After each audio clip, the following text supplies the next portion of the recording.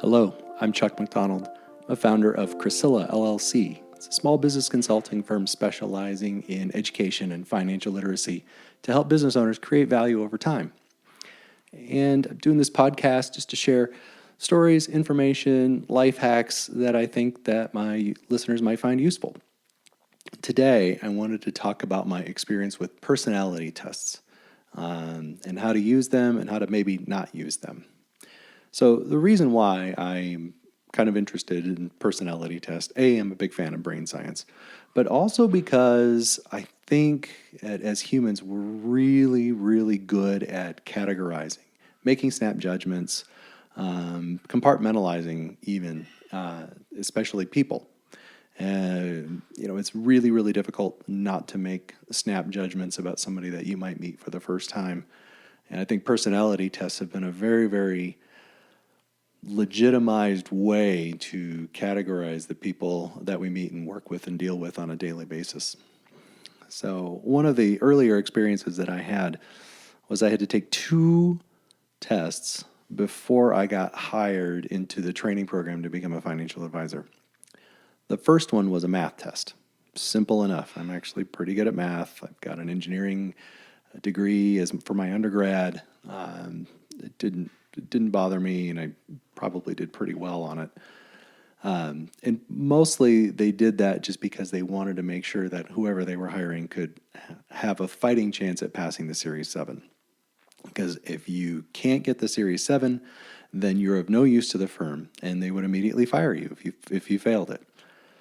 So the second test that they gave me was a straight-up personality test, just to kind of determine motivation, drive, things of that sort. And on the day that I was hired, my hiring manager actually told me, said that I scored pretty low on competitive drive. And I thought that was strange that he would tell me that off the bat while he was welcoming me to the firm as part of my onboarding. And keeping in mind that at this point, when I joined my firm at the end or the beginning of the 2000s, it was still very much the type of environment where they would hire many, many people.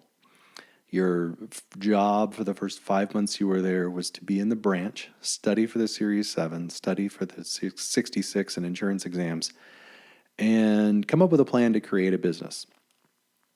And then after that 5 months, they sent you off to New York, where you did a boot camp for 2 weeks to learn sales, product, all that other good stuff.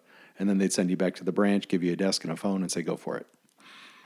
And the model was such that I think there were 140 people in my class. And the numbers were about 80% would fail out after the first 2 years, just because the business was very, very hard to sustain itself and allow you to put food on the table if you didn't make it. So obviously competitive drive was something that they were looking for.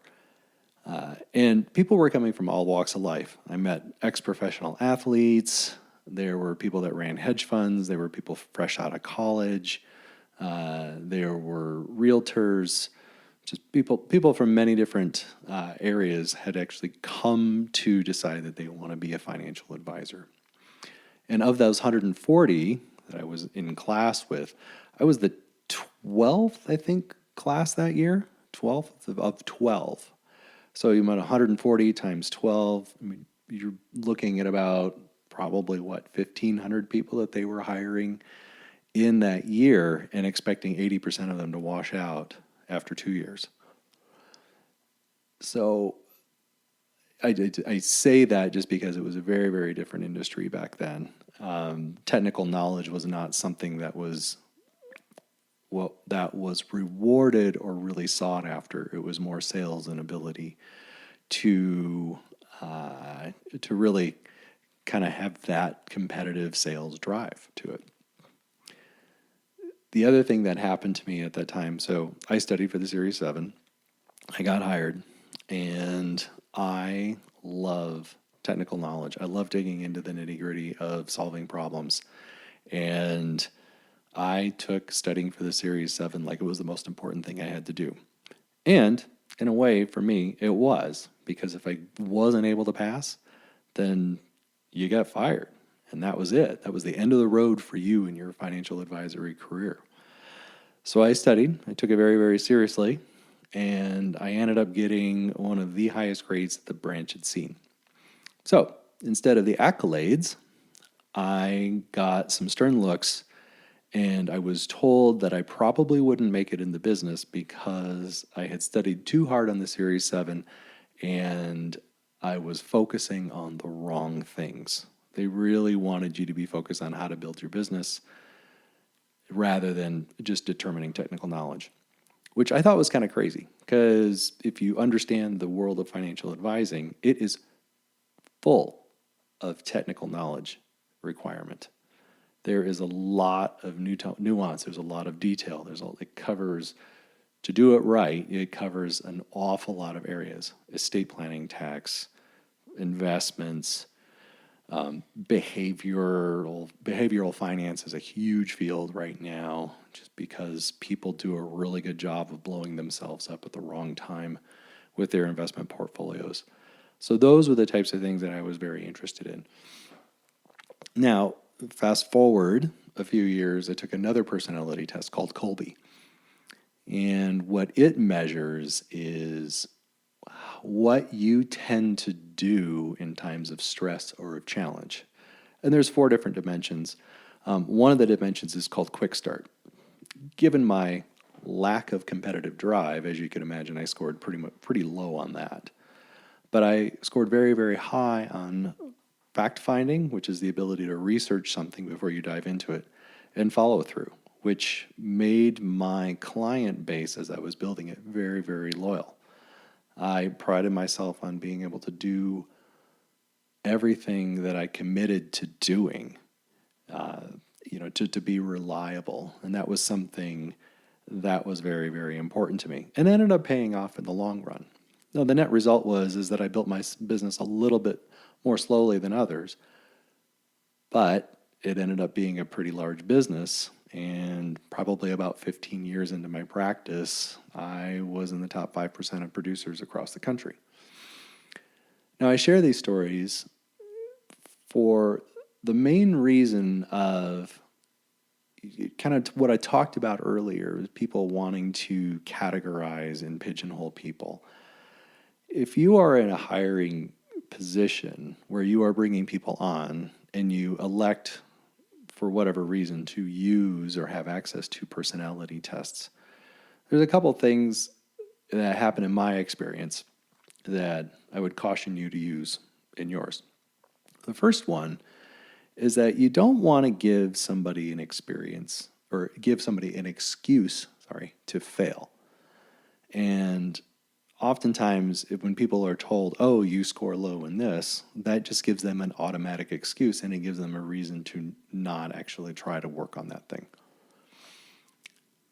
So that's, the first thing that comes to mind is to understand you don't want to set somebody up for failure just because they scored in this particular way on an exam that may or may not have any validity scientifically.